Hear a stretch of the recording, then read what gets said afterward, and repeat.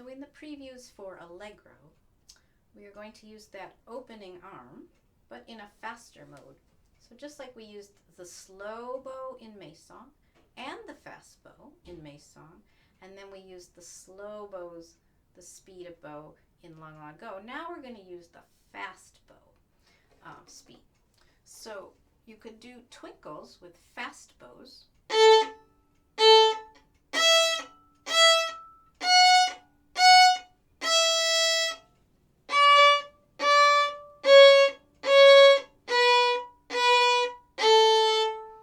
Noticing that, again, in order to do the fast bows and stay on the highway, you need to be relaxed in the shoulder and the elbow and the wrist and the fingers.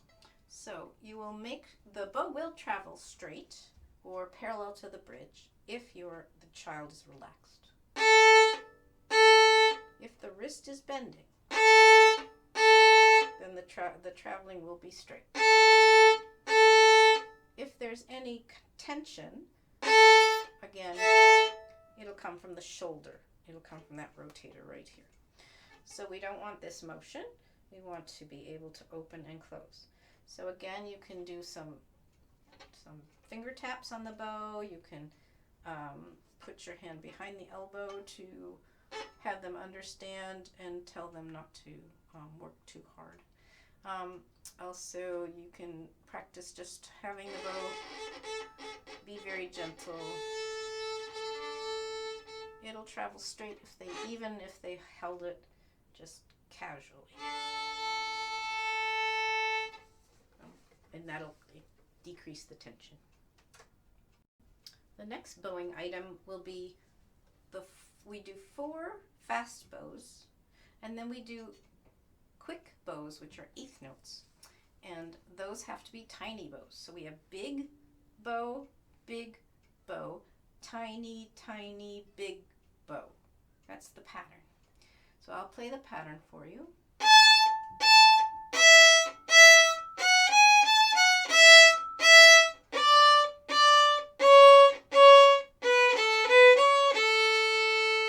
Then we circle and repeat the A part exactly the same.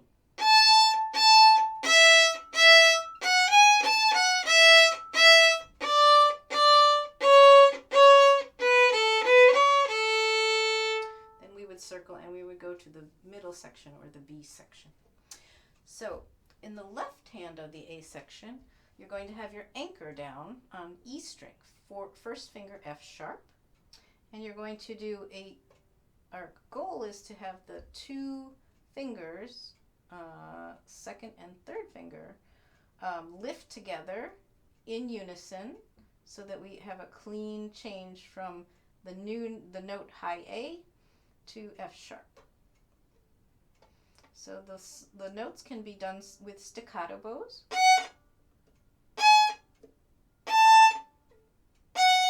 And I highly implore you to do the stop bow and then the placement of the fingers. So you would play, stop and place, stop and place, stop and lift.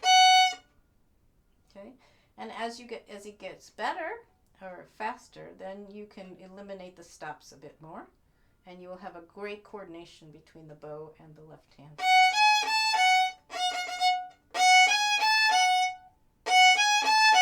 Notice I'm not using a lot of bow, so we need to coordinate the 2 hands.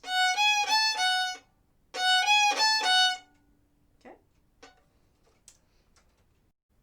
The bowing pattern of fast, fast, fast, fast, tiny, tiny, fast, or big bow, tiny, tiny, will end the first section with a long.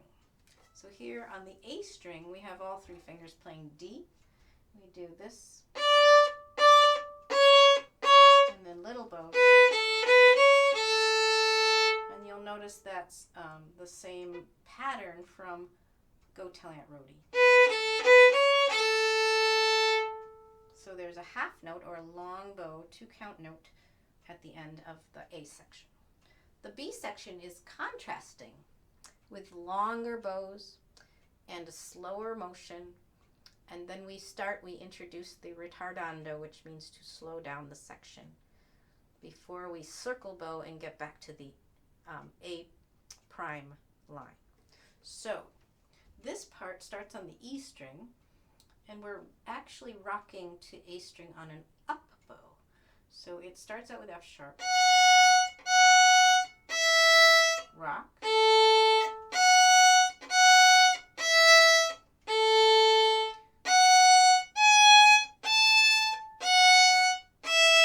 slowing down the motion of the bow. That's called a fermata, where we hold the bow a very long time, longer than the value of the note. And then when they get the signal from the teacher, they will circle bow and come back to the A prime line.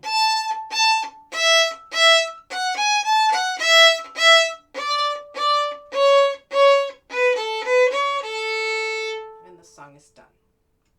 So in the B section, we want to make sure that we have beautiful relaxed arms